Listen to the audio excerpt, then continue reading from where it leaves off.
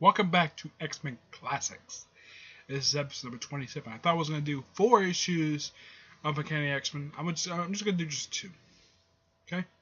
It's better to do this way because, well, it gets people a little bit of suspense that way. Okay. Now, first issue, we're doing issues 60 and 61 of this review. First up, it's issue number 60. I love that gorgeous looking cover by Neil Adams. And that Carl Langos character, yeah, he's Staggeron. He's Sauron. That's the name of the character. I'm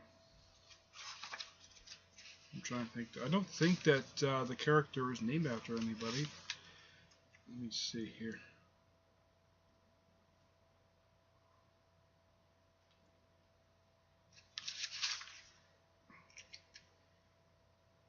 I'm looking it up in the introduction.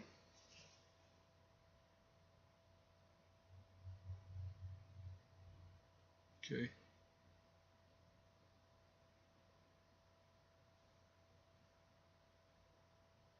I think he kind of is named after Shuraman from Lord of the Rings, but I don't know.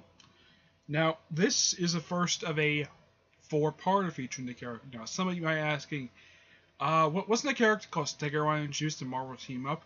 And did he and Shuraman ever met? The answer is yes, once. And I don't remember when, but they have met once. I think it was probably in the Spider-Man X Men series they met. And yes, Stegoron has met the Lizard. In case anybody asked me that, he has met the Lizard. Alright, this issue is called In the Shadow of Sauron. The issue opens up with, I think it's Dr. Carl Lycos doing some kind of hypnosis. You gotta love this gorgeous splash page by Neil Adams. Opening page. Very good. And actually, it's not Stegoron. It's Judge Chambers trying to help Larry Trask recover from the events of the previous issues. Because he ripped off the medallion, he's just recovering. So basically, you have the issue kind of picking up right where the previous issue left off, with the whole thing. And in case some people don't notice, the Brotherhood, most of the Brotherhood are still in tubes, which is those are Blob, Unity Untouchable, and Mesmero. I don't think Mesmero has ever joined the Brotherhood, but I know Unity Untouchable did. He's one of the Blob. So the X-Men leave to go in their flying jet. Still, I have no idea what the heck this thing is. Yeah, I have no idea what this thing is. I really wish someone would tell me what the heck this thing is, because they do not name it in this comic. I mean, this is not the Blackbird. I'm familiar with the Blackbird and the X-Copter, but this thing, no idea what it is. It could be just a flying car. Who the heck knows? Yeah, basically, they're going to Carl Lycos because he's a doctor, and he's an old friend of Charles Xavier, and they work together on the mysterious enterprise called Project Mutant. So, yeah, the X-Men are just recovering from the events of the previous issue, and they're talking for a bit, and yeah, this goes on for several pages, and of course, Larry Trask. Actually, it's not Larry Trask. This is Carl Lycos, who's just doing some hypnosis, and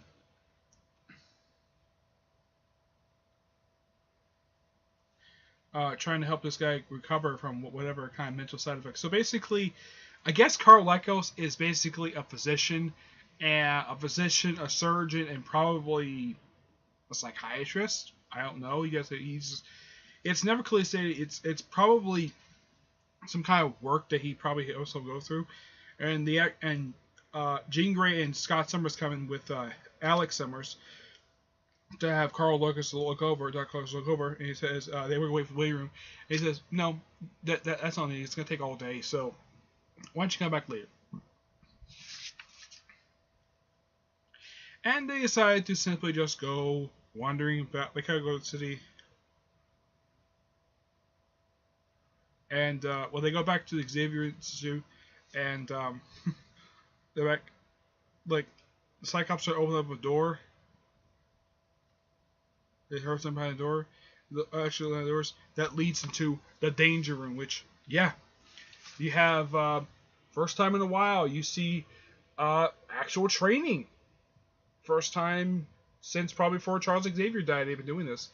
It's just Beast and Iceman just training along with Angel in danger room. Which, okay, that's fine. And this goes on for a page or two. And of course, Jean and Lorna basically are just smiling while the boys are just having fun. Then we cut away back to Larry Trask's lair. He's still moping. So all the mutants who he had captured in the previous few issues are being released.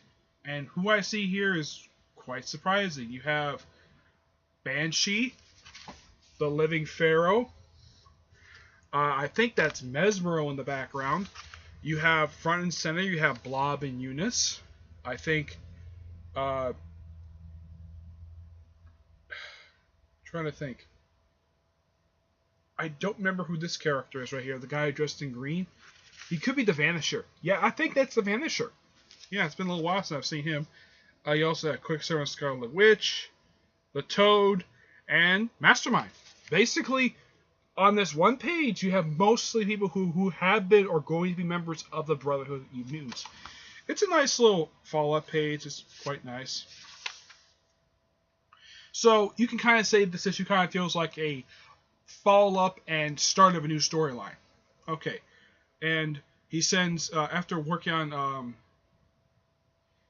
Alex Summers for a while, he decides to send his nurse home early. Because he wants to do some hypnosis or something like that. And we cut away to his origin story, where apparently his family was going through the mountains, and it says his sister is missing. It's a nice little origin story for Shuron, like how he got the powers, like how he became when he transformed. And apparently he was attacked by a pterodactyl, and that apparently how he got his powers. Like, you can actually read about this on his Wikipedia page, because the Wikipedia page for Shuron does heavily detail this whole origin story. So I'm just giving some cliff notes. Carl's like hurt, and he just sees a pterodactyl. You gotta love this. You gotta thank Neil Adams for this gorgeous artwork. He's just confused. He tries to control somebody. Apparently, one of his powers, along with transferring into a pterodactyl, apparently he can drain energy. That's one of his powers. Yeah. And apparently, this one doctor doesn't like the fact he hangs out with this woman. This guy who his daughter thinks he's not good for him. He does some kind of words ends there. And he just transforms, and he just does some strange experiment, and he just transforms into, he just has some training of Alex Summers, and he transforms into Shuron for the first time. Yep, the talking pterodactyl. And he says, like, Dark Lord who personified evil, in name of, I was right, in name of Token's ultimate villain, the Dark Lord who personified evil, who's truly evil incarnate, the name of Shuron. Yep, so you have a character who's named after somebody from Token. So, okay. So you have someone with wings flying. So basically Shuron flying around. Of course, no one knows he is Shuron. People do take notice of him, and they think, oh, it's one of the mutants doing it. And no, it's not one of the mutants at all. It's despite the protest of jurist R.C. Chambers. Claimers. They don't know who it is. So Angel, this is his current uniform. And puts on his original uniform. Yep, this is actually, for the first time since the flashback, this is his first official costume. Prior to putting on his first X Men costume. So he puts on this costume again. And he wears it for good more. I think he wears his costume for pretty much the rest of the era. Yeah, for these last like several issues, he wears his costume. He goes flying about. He says he calls the Avenging Angel again. He flies off, goes to find him. And the issue ends with him confronting Shuron. He says, your eyes. Gotta love that ending. And we cut away to issue 61 with that wonderful cover. Basically, you have Angel fighting Sharon, which I don't think he does fight him. And this is quite unusual. I have never seen this. You have an opening like narration, and it's plastered on what looks like Sharon's forehead. Yeah, yeah. The letterer decided to put the opening narration for this issue on his face in a way. That's quite interesting. Doesn't really affect your eyes, like he's not hypnotizing him. And then he sort of sees monsters. Yeah, he sees monsters for some reason. I don't know why. He just does. Yeah, he sees monsters, and he flies away. There's some illusions. There's flying up. And he sees flashbacks of Sharon when basically Roy Thomas is recapping the origin from the previous issue. Probably for some people who at the time missed the previous issue, so he just recapping the origin story. So that's the whole point of that. And they put these panels on his back. Don't know why, but the artist did, the artist did that. So you have Jean suffering through the illusions as well. Most of the X-Men suffer through these illusions. But for some reason, Iceman and Beast are not affected by the illusions at all. And while Angel's taking him on, all of a sudden Beast comes in and just punches him in the face. And then Iceman comes and punches him too. Hits him with ice. Obviously, he knows it's changing back. So he's like, holy hand. He's like, you. And apparently only Warren knows that Carl Lacos is Sharon. So he takes him back to his office. He says remembers nothing. And he sees the woman Tanya, who actually is his old childhood sweetheart. He says, Leo Scottsdale says his father forbidden to see him. And the X-Men come in too. And of course Alex is like perfectly fine. He says Alex is thanking for helping him out. And then basically Tanya's father comes in. That is stop worrying. He's not worthy of him. I'm like, why? The guy is a successful doctor, and yet Roy Thomas writes his possible future father-in-law as a complete jerk. Doesn't really like him very much, despite the fact he is a successful doctor, and yet he shoos away the woman he's in love with. So yeah. And of course the X-Men are like, what the heck is going on? And he says, I'll send you the bill. He says, yeah, he knows the fact they're mutants. Sends the bill. Warren is in his costume. And they get back to the apartment. Warren's in his costume for some reason. Because Lycos, he's like afraid of the name. And so,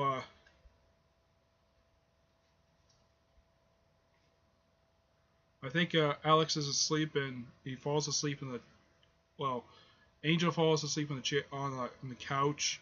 And Alex falls asleep in the chair. And of course, Lycos comes in, takes some of Lorna's power, because she still has some power. He becomes Sharon again. And then, of course, he unexpectedly goes after the woman he loves, attacks her. Well, yeah, I think he attacks her, scares her. Yeah, now they knows that they know that the Carl Lycos is Sharon. So the X-Men attack him. And he says, don't know. She says, well, she has to fight before everyone else does.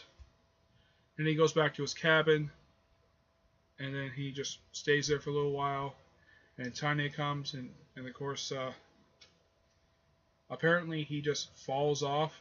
Apparently he runs away, and of course he falls off his next into the abyss. And of course she's like crying. I think she's grieving because he's possibly dead. So those two issues end right there. What do I think of these two issues? These are pretty good two issues. I got handed to Neil Adams for creating a new character. And I was explaining the origin story of how he was conceived in here in the introduction. That he wanted to make him sort of a human bat, but he wanted to save that for Man-Bat for Batman. So, essentially, Sharon is Marvel's Man-Bat. That's simply what he is. Nice introduction. Great origin story for Carl Lycos explaining his backstory. Very sympathetic. Apparently he just suffered some accident that they explained really well. I thought it was odd though, they kind of like told his origin story a couple times. Like actually was one. They actually did it next issue. I thought it was really neat, and Neil Adams just put panels on the back of Shuron. Yeah, that was really neat. So I give issues 60 and 61. Well, before I give the rating, 2 really good issues. If you're familiar with the character only from the X-Men cartoon, these 2 issues are kind of his introduction and the start of his legacy. So I give these 2 issues a 9 out of 10. Alright, stay tuned for the next episode, which I should be covering issues 62 and 63. And the following episode, I'll be covering issues 64 to 66, thus concluding the classic era for X-Men. So 2 more episodes of the classic era, and then then move on to the spotlight era for the X-Men. Okay? But until then, see you there. Bye.